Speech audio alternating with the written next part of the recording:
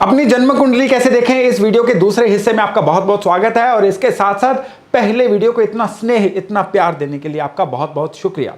जैसा कि पिछले वीडियो में हमने बात की थी कि जन्म कुंडली में 12 भाव होते हैं, 12 बॉक्सेस होते हैं, 12 घर होते हैं जो, और हर घर जो है ना आपके जीवन के किसी ना किसी एक एट्रीब्यूट को, जीवन के किसी ना किसी एक डोमेन को इंडिकेट करता है। जैसे कि दूसरा घर आपके जुड़े हुए धन को, और 11वां घर आपके कमाने की क्षमता को इंडिकेट करता है। 10वां घर बताता है कि आप जगत को क्या दोगे जिससे आपको फेम और पैसा मिलेगा। चौथा घर बताता है कि आप जो भी करोगे उससे सुख कैसे मिलेगा। शादी ब्याह के लिए 7वां घर, और सेहत की खराबी के लिए 6ठा घर। दुश्मन परेशान करेंगे तो भी 6ठा घर है। संतान होगी कि नहीं, 5वां घर। नेम एंड फेम कितना होगा तो भी 5वां घर। हिम्मत है कि नहीं आप में, 3रा घर। किस्मत का या ईश्वर का साथ कितना मिलेगा, 9वां घर। खर्चे कितने रहेंगे, बरकत रहेगी कि नहीं रहेगी, वो 12वां घर। तो ये सारे के सारी चर्चा हमने पिछले वीडियो में की थी। आज हम अभी बात करने वाले हैं कि ये तो थे फिक्स कि हमेशा 12वें भाव से यही देखेंगे, हमेशा 10वें भाव से यही देखेंगे, जो हमने उस वीडियो में डिस्कस किया था। लेकिन अभी हम डिस्कस करने वाले हैं दूसरी लेयर। कौन सी है वो दूसरी लेयर, चलिए डिस्कस करते हैं। नमस्ते, मेरा नाम है योगेश शर्मा। स्वागत है आपका happy life with Yogesh Sharma में। और दोस्तों, इस वीडियो में आगे बढ़ने से पहले एक विनम्र निवेदन कि अगर अभी तक आपने अपने इस चैनल को सब्सक्राइब नहीं किया है तो कृपया सब्सक्राइब जरूर करिएगा और बेल बटन दबाना न भूलिएगा। तो हम अभी चर्चा करने वाले हैं कुंडली में दूसरी लेयर की। अब आप सोच रहे होंगे भाई लेयर क्या होती है। जन्म कुंडली में दरअसल क्या होता है, 3 लेयर्स होती हैं। पहली लेयर थी जो अभी मैं जिन भाव की बात कर रहा था कि फर्स्ट हाउस में ये, 4th हाउस में ये फिक्स होते हैं। और उसके बाद उसके ऊपर एक नंबर जो है आपको दिखने शुरू हो जाते हैं। कुंडली खोलिए, अपनी मोबाइल में खोलिए, आपको हर भाव में, हर बॉक्स में एक ना एक नंबर लिखा हुआ मिलेगा। ये नंबर दरअसल कोड्स हैं। ये नंबर शो करते हैं कि यहां इस भाव में कौन सी राशि विद्यमान हो रही है। बहुत इंटरेस्टिंग होने वाला है ये।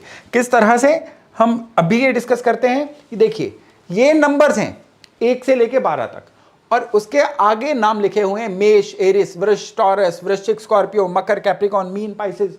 ये सारे नाम लिखे हुए हैं। तो इनसे क्या इंडिकेट होता है कि जैसे ये एक बॉक्स है, ये आपका बर्थ चार्ट है जो आपको मोबाइल में भी मिल जाएगा आपने। इस तरह से ये जो पक्के हैं ये आपके हाउसेज हैं जिनकी हमने अभी चर्चा की थी। लेकिन इनमें हर बार कोई ना कोई एक नंबर लिखा रहता है। अगर यहाँ पे 7, यहाँ पे 8, यहाँ पे 9, यहाँ पे 10 लिखा होगा तो अब 10 को कॉरेस्पॉन्ड करिए कि मकर राशि वो आपकी कुंडली में 1, 2, 3, 4 चौथे घर में आई है। How wonderful. यानी यहां पे नंबर जो मर्जी लिखा रहे, ये घर हमेशा फर्स्ट हाउस ही रहेगा। इनविजिबल, आपको ये याद ही रखना है कि ये कुंडली का हमेशा पहला घर है। और इस तरह से एंटी क्लॉकवाइज चलते हुए ये 12 घर हैं, ये 12वां ही रहेगा, ये 10वां ही रहेगा, और इनमें ये जो नंबर्स हैं ये बदलते चले जाएंगे। चलिए अब हम बात करते हैं आगे। चलिए अब हम बात करते हैं कि इन राशियों के गुण तत्व क्या हैं। जब भी मेष राशि की बात होगी तो हमें एक चीज आइडिया होगी कि जन्म कुंडली में जहां पे भी मेष राशि है ना, इंसान उस घर के प्रति जिम्मेदारी हमेशा लेगा, या कह लीजिए कुदरती उसके प्रति उस घर की जिम्मेदारियां आन ही पड़ती हैं। सपोज करिए किसी की मेष राशि 3रे घर में है तो अपने भाइयों बहनों की जिम्मेदारी, क्योंकि 3रा घर भाइयों बहनों का है, उसके ऊपर आन पड़ती है। मेष राशि 4थे घर में आ गई तो अपने घर की सारी जिम्मेदारी उस पर आन पड़ती है। तो इस तरह से मेष राशि मतलब है जिम्मेदारी। वृष राशि जहां पे भी होगी उस घर में, उस घर के प्रति जो इन्वेस्टमेंट्स हैं या जुड़ा हुआ धन है, ये आपका पेंडिंग कर्मा है। यानी अगर किसी की वृष राशि जो है 10वें घर में है तो जब तक काम करता रहेगा उसके पास धन आता रहेगा, क्योंकि धन की राशि जो है वो कर्म के घर के साथ जुड़ गई।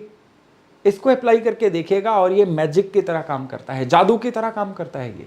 मिथुन राशि जो है ये कुंडली में जहां पे भी आएगी, अब मिथुन राशि क्या इंडिकेट करती है कि आप कम्युनिकेट कैसे करते हैं, जगत को आप दिखते कैसे हैं। आप बहुत अच्छे हैं लेकिन जगत को अगर आप सही से दिख ही नहीं रहे हैं, लोग हमेशा ही आपको मिसअंडरस्टूड कर रहे हैं, तो इसका मतलब है कि आपकी मिथुन राशि में कोई ना कोई नुक्स है। आप ढंग से खुद को एक्सप्रेस ही नहीं कर पा रहे हैं। अब आपकी जो कर्क राशि है, ये आपके इमोशंस हमेशा इस राशि के साथ जुड़े होंगे। कुंडली में कर्क राशि अगर आपके सपोज करिए वर्क प्लेस के साथ 10वें घर के साथ जुड़ जाए तो ये इंसान काम के प्रति बड़ा इमोशनल हो जाता है। काम के प्रति इमोशंस इसको हर्ट करती रहती हैं, लेकिन घर पे आके ये बिल्कुल इमोशनलेस हो जाता है। कर्क राशि अगर इसकी दुश्मनों के घर में छठे घर में आ जाए तो ये दुश्मनी भी बड़ी इमोशंस के साथ करता है, हर बात को दिल पे लेता है और उसकी वजह से लड़ाइयां तक हो जाती हैं। इसको कभी भी आजमा के देखिएगा। अब सिंह राशि, ये कुंडली में जहां पे भी आएगी, ये सिंह राशि लर्निंग की कारक है, सिखाती है आपको। कुंडली में जहां पे भी सिंह राशि होगी ना, उस घर की लर्निंग ले लीजिए, जीवन में बड़ी काम आएगी। अगर सिंह राशि आपके सेकंड हाउस में आती है, सेकंड हाउस जुड़े हुए धन का है, तो इन्वेस्टमेंट कंसल्टेंट बन जाइए, उससे चीजें सीखिए, उसके प्रति चीजें सीखिए, जीवन बन जाएगा। तीसरे घर में सिंह राशि है तो कम्युनिकेशन स्किल सीखिए, जिंदगी बन जाएगी। 12वें घर में सिंह राशि है तो foreign travels, tour and travels, विदेश यात्रा, इमिग्रेशन कंसल्टेंट, ऐसी स्किल सीखिए, बात बन जाएगी। कन्या राशि, ये आपकी जन्म कुंडली में पेंडिंग कर्मास को शो करती है। जहां पे भी होगे ना, उस घर के प्रति आपके पेंडिंग कर्मास जुड़े हुए हैं। अगर आपकी जो कन्या राशि है ये सपोज करिए 7th हाउस में आ जाए तो इसका मतलब है आपके पेंडिंग कर्मा जीवन साथी से जुड़े हुए हैं। शादी के बाद कुछ ऐसे घटनाक्रम होंगे कि आपको पता चलेगा ये तो पेंडिंग कर्मास क्लियर करने के लिए कुदरत ने ये अरेंजमेंट किया था। हर घर के प्रति पेंडिंग कर्मास का अलग से वीडियो है, कब मैं लिंक शेयर कर दूंगा, आप उसको भी देख सकते हैं। अब तुला राशि जो है जीवन साथी की तो राशि है ही है, ये बैलेंस रखने की राशि है। जहां पे भी जन्म कुंडली में तुला राशि होगी, उस घर के एट्रीब्यूट को इंसान हमेशा सारी एनर्जी लगा के उसी को बैलेंस ही करता रहेगा। सपोज करिए कि किसी की तुला राशि जो है चौथे घर में आ गई। अब चौथा घर सुख स्थान तो है, मैंने पिछले वीडियो में बताया था कि चौथा घर जो है वो इंसान के अपने घर का भी है, उसके प्लेस ऑफ रेजिडेंस का भी है। तो वो इंसान जो है अपने जो घरेलू मैटर्स है ना, उनको सारी दुनिया के सामने बैलेंस ही करता फिरेगा। कभी भी खुल के ना अपनी बात कह पाएगा, ना ही अपनी चीजों को कभी भी जजमेंटल हो पाएगा। हमेशा चीजों को बैलेंस करने में उसकी ऊर्जा निकलती चली जाएगी। अब अगर वृश्चिक की बात करें तो वृश्चिक जो है ये है डीप स्टडी। तो जहां पे भी वृश्चिक राशि होगी कुंडली में, जहां पे भी 8 लिखा होगा ना, उस घर के प्रति अन्वेषण करिए, रिसर्च करिए, डीप स्टडी करिए। ये आपका पेंडिंग कर्मा है, कर लेंगे तो इस जीवन में आप अपग्रेड होना शुरू हो जाएंगे। अब जो धनु राशि है, ये राशि आपकी हायर स्टडीज की है, आपके किसी भी चीज में अपग्रेडेड नॉलेज लेने की है। जहां पे भी धनु राशि होगी वहां पे अपग्रेडेशन लीजिए। इवन धनु राशि जहां पे होगी ना, वो घर की ऊर्जा आपके पिताजी से भी जुड़ी हुई होती है। कुंडली को जब प्रॉपर देखना शुरू हो जाएंगे ना, आपको इस चीज का भी आइडिया हो जाएगा। अब मकर राशि तो आपके काम से जुड़ी हुई है। जिस भी घर में मकर राशि होगी ना, अब आपका काम कारोबार उस तरह का रहेगा। सपोज करिए किसी की मकर राशि 4th हाउस में आ गई, प्रॉपर्टीज का घर है 4th, तो प्रॉपर्टी डीलिंग का काम करे, बहुत सूट करेगा। रियल एस्टेट का काम करे, बड़ा सूट करेगा। छठे घर में मकर राशि आ गई तो मनी लेंडिंग का काम करे, क्योंकि कर्जे का घर है छठा। 7th हाउस में मकर राशि आ जाएगी तो ये इंसान पार्टनरशिप्स में काम करे, उसको बहुत फलेंगे। इस तरह से मकर राशि जहां पे भी होगी ना, वो शो करती है कि दरअसल आपको काम कारोबार किस तरह का करना चाहिए। देखिए एस्ट्रोलॉजी कितनी वंडरफुल साइंस है, कुदरत किस तरह से हमें इशारे दे देती है, जरूरत होती है उन इशारों को पकड़ने की। अब कुंभ राशि जहां पे होगी, ये हेल्प का साइन है। इंसान वहां पे लोगों के लिए हेल्पफुल बहुत रहता है उस घर के प्रति।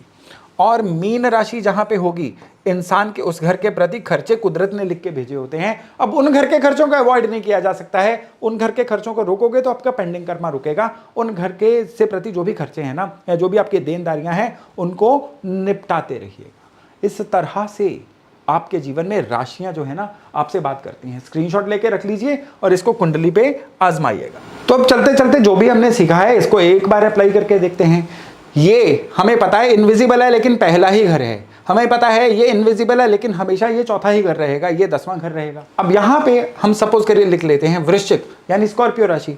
अब अगर यहां पे स्कॉर्पियो आई है तो हर कंसेक्टिव घर में एक एक राशि का नंबर बढ़ता जाएगा। इस तरह से किसी भी इंसान का बर्थ चार्ट बनेगा। ये आप अपने मोबाइल की कैलकुलेशन में निकाल सकते हैं बड़े आराम से। अब इस तरह से हमने देखा कि इस इंसान की जो कुंभ राशि है वो 4th हाउस में आई है, हेल्पफुलनेस की राशि। अपने फैमिली के प्रति जब तक ये इंसान हेल्पफुल नहीं रहेगा, जीवन में कभी सुख नहीं ले पाएगा। अपने लर्निंग की राशि आ गई काम कारोबार के घर में।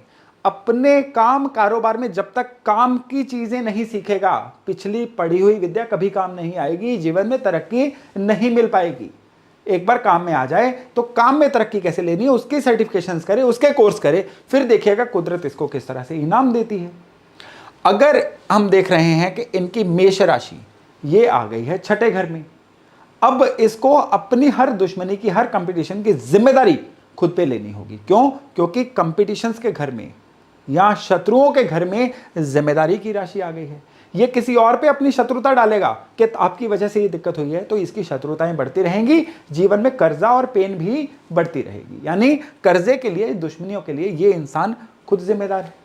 अब इसकी मीन राशि आ गई है संतान के घर में, तो ये भी पक्का है कि ये इंसान के जो खर्चे बहुत है ना, संतान होने के बाद होंगे या संतान के ऊपर होंगे, उनकी पढ़ाई पे, उनको सेटल करने में इनके खर्चे बहुत ज्यादा होने वाले हैं। जितना इनसे भागेंगे उतना जीवन में पीड़ा आती चली जाएगी। और अब देखिए कर्क राशि, सुख की राशि या इमोशंस की राशि, वो इनके धर्म कर्म के घर में है। तो ये अपने धर्म के प्रति, अपनी इबादत करने के तरीके के प्रति बहुत ज्यादा इमोशनल रहेंगे। उसको चैलेंज आएगा तो ये झट से एकदम से इमोशनल हो जाएंगे। अपने ईष्ट को लेके ये बड़े इमोशनल रहेंगे। इस तरह से आप देखिए कि कितना अलौकिक तरीके से, कितने वंडरफुल तरीके से हमें ये प्रोविजंस दे दी गई हैं कि अपने बर्थ चार्ट को खुद डिकोड कैसे करें। तो दोस्तों मैं आशा करता हूं कि आज की जानकारी भी आपकी बहुत काम की रहेगी। बस इसको एक बार आप नोटबुक निकाल के नोट्स बना के रखिएगा और अपना और अपने आसपास वालों के चार्ट्स पे इसको अप्लाई करके देखिएगा। तो आज की जानकारी यहीं तक थी। एस्ट्रोलॉजी लर्निंग सीरीज में आगे मैं और कई सारे वीडियो लेके आपके लिए आने वाला हूं। तब तक मेरे साथ बने रहिएगा, अपना खूब ध्यान रखिएगा। नमस्कार।